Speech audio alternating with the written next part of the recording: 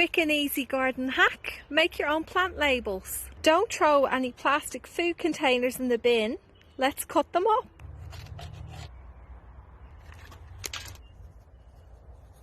It helps the environment too. Keep your plants watered for days at a time. Grab yourself an empty wine bottle or some other type of bottle and then fill it with some water. Now quickly flip it over and shove it into your soil. The water will slowly drip down and water your plants. And you are done. If you love wine and gardening, this hack is for you. Instead of buying these fancy looking watering globes that will cost you up to $20 at your favorite local stores, you can use your old wine bottles to keep your plants hydrated. Just simply fill them up with water and stick them right into the soil. For container pots, you can use smaller bottles, like this soy sauce bottle that I use with my cucumber.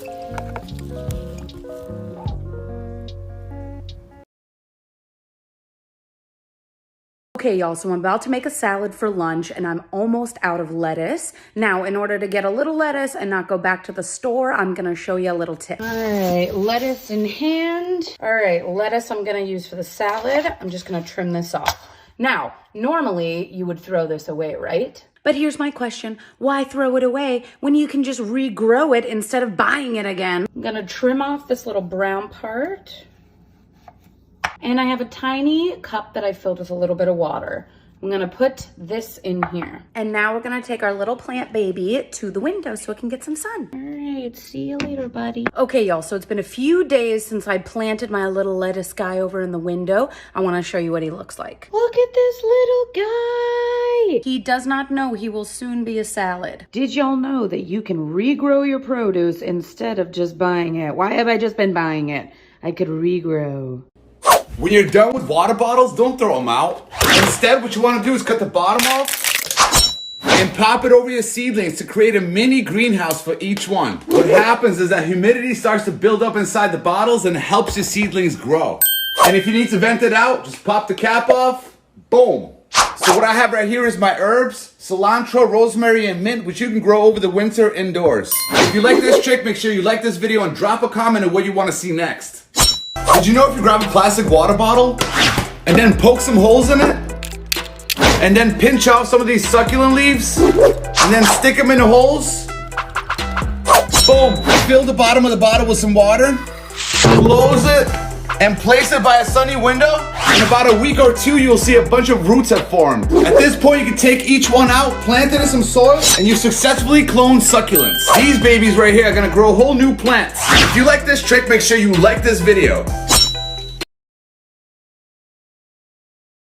Here's a quick and easy way to fertilize your plant that will cost you next to nothing, and you won't have to deal with trying to sift through hundreds of fertilizers at a big box store. Next time you eat a banana, just save that banana peel. Banana peels contain 42% potassium, which is a key component in all plant fertilizers. So chop up those banana peels and let them steep in some water for about 24 to 48 hours. Potassium is a key component in allowing the plant to produce flowers, assisting your plants in fighting off disease, and even making your fruit taste better. There's nothing better than free fertilizer.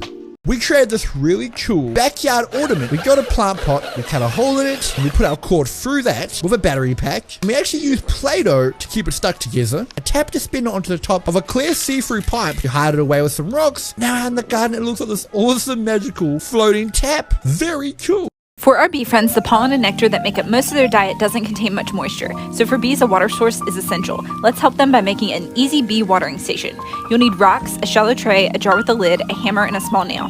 A dog assistant may be helpful. First, make holes in the jar with the hammer and the nail. Poke quite a few so the water will be able to slowly leak from the jar. Next, fill your tray with rocks. This is essential because bees can easily drown in water that's too deep. The rocks give them a place to perch and easily drink. Fill your jar with water, screw on the lid, and flip it over. And that's it, an easy water source for our bee friends. Nobody's gonna know. Nobody's gonna know. They're gonna know. How would they know?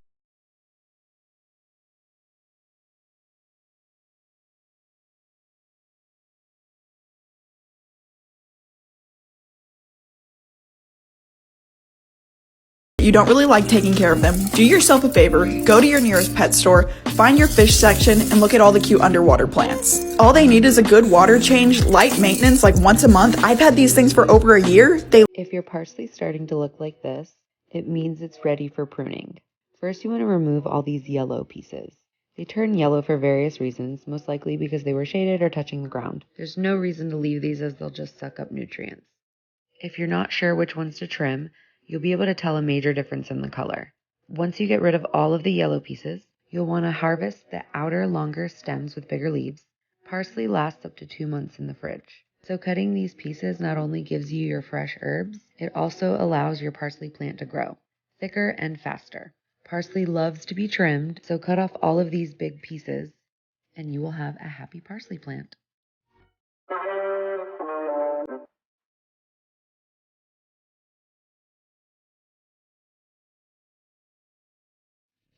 Save money on buying liners for your hanging baskets by upcycling potting mix bags. Turn them inside out, then place them in your basket and add potting mix. Cut holes for drainage, you're now ready to plant. If you love gardening, here's a money-saving hack. I really love these garden cloches, but I don't love the price. You can pick up these wire trash cans at Dollar Tree. They mount right into the garden with some landscaping pins, and they're the perfect size to protect your plants while they're getting established. Thank you, and follow for more vintage-style DIYs. Did you guys know that you can use Epsom salt to soak your plants in and they will keep them so beautiful, bushy, and green? So I'm going to show you here. I have 2 of my ferns, and this one here I've already done 2 soaks with. The one on the right I haven't. It was hanging up. I decided to take it down. You can notice the difference. They were both the same exact size when I got them.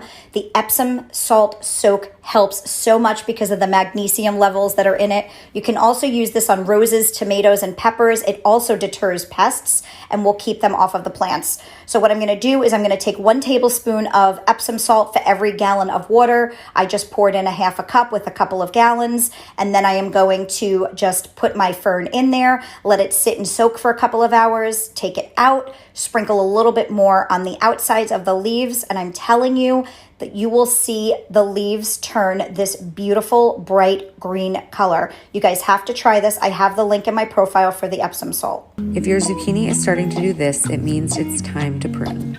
First thing you want to do is find any zucchini that don't look very well.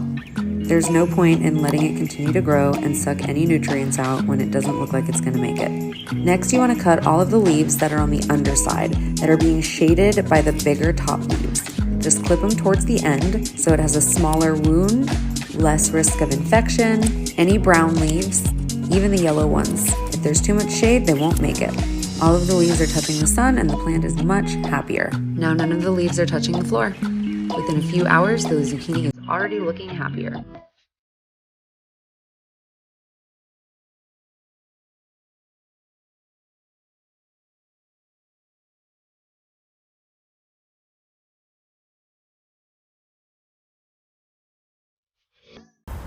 Five money-saving gardening hacks. Number 1, any weeds that you pull out of the ground, just leave them on the soil to dry out and use it as mulch. I have some dried out ones right here. Number 2, grow your plants from seeds. Seeds are way cheaper. Number 3, trade clippings with your fellow gardeners. Mint is one easy plant to trade, as you can dig up some of the root and give it to your neighbor. Number 4, use Facebook or Craigslist to get used planters or stuff for your raised beds, because you know planters get really expensive. Number 5, always water in the morning or the evening time where there is no sun, because you'll be using less water. A warning about mint. Always grow them in a container. This grew from maybe 1 or 2 plants. If we had planted that in the ground, it would have taken over our whole garden. Grab a stick, lay it down flat beside a ruler, and using a pen, mark off some of the common seed depth measurements. So when you're sowing your seed, push it into the ground until the required depth, and simply pop it in.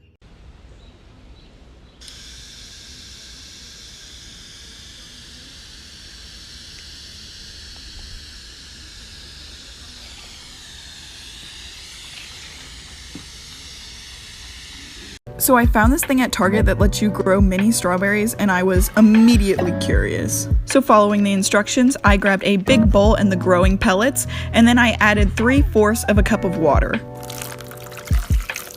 Within like 2 minutes, the pellets soaked up all the water and got really big and really fluffy. Once the water was fully absorbed, I took a fork and broke up all the growing medium. Now that it's starting to look like soil, I placed it in the pot it came in. Then I dove into the seeds packet and dropped those in there. It said not to cover them up in any way with the growing medium, so I just let them sit on top. Now these seeds need some humidity, so luckily I had a washed out plastic bag that I was just able to slide over the top of the container. Now I'm gonna place it in a warm, sunny spot and watch it grow. And here we are about a week later of keeping the soil nice and moist without overwatering, so stay tuned to see how it goes.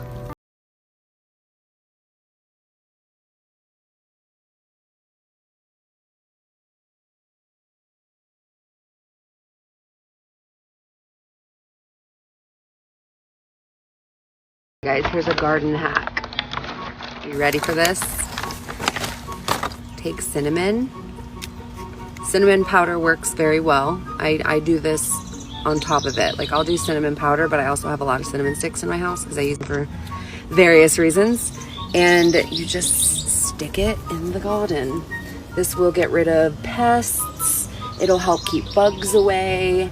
You can use cinnamon powder to help with root growth. It's antifungal, so cinnamon is really good. But pests don't like the smell of it. Bugs don't like the smell of it. Animals don't like the smell of it. I had deer in my front yard eating my roses the other day. My backyard's fenced in, so it's a little easier, but there's rabbits and stuff like that. So, garden hacks, cinnamon. If you water your garden with a hose, dragging it around, it can often get into your garden beds, flattening plants. To minimize this from happening, place stakes just outside these beds. It will catch your hose, reducing damage to your plants. Basil is one of the easiest herbs to grow. To promote bushy growth, you're going to want to prune it. Under these bigger leaves, you're going to find 2 sets of small leaves.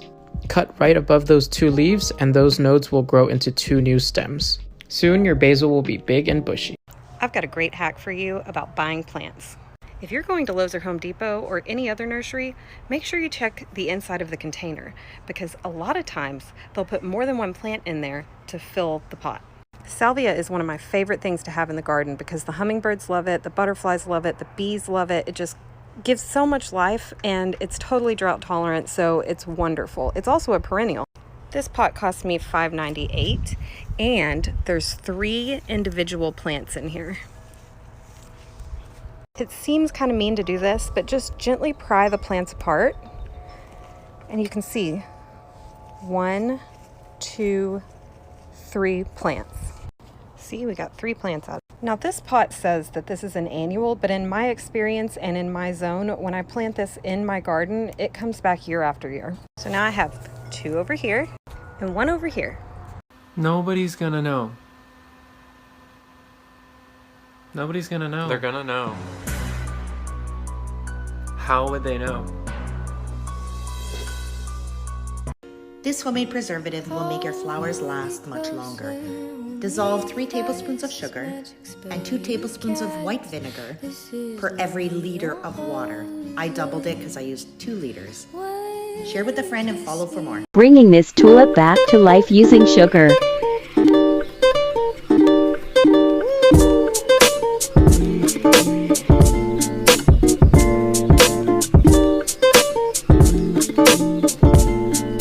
Wait a few hours. The stem feels a lot stronger.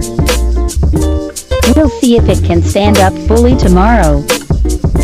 Don't let your Valentine's Day flowers wilt away. Here's how to keep your blooms lasting longer. The little baggies that come with the flowers, you don't need them. Just opt for an aspirin. Crush it into a fine powder, dump it in your water, and then mix it around. Now let's prep your flowers. Cut all of your stems at a 45-degree angle. Then arrange them in your vase and make sure you have pruned any leaves that fall below the water line. Now all you have to do is change the water and recut the stems as needed.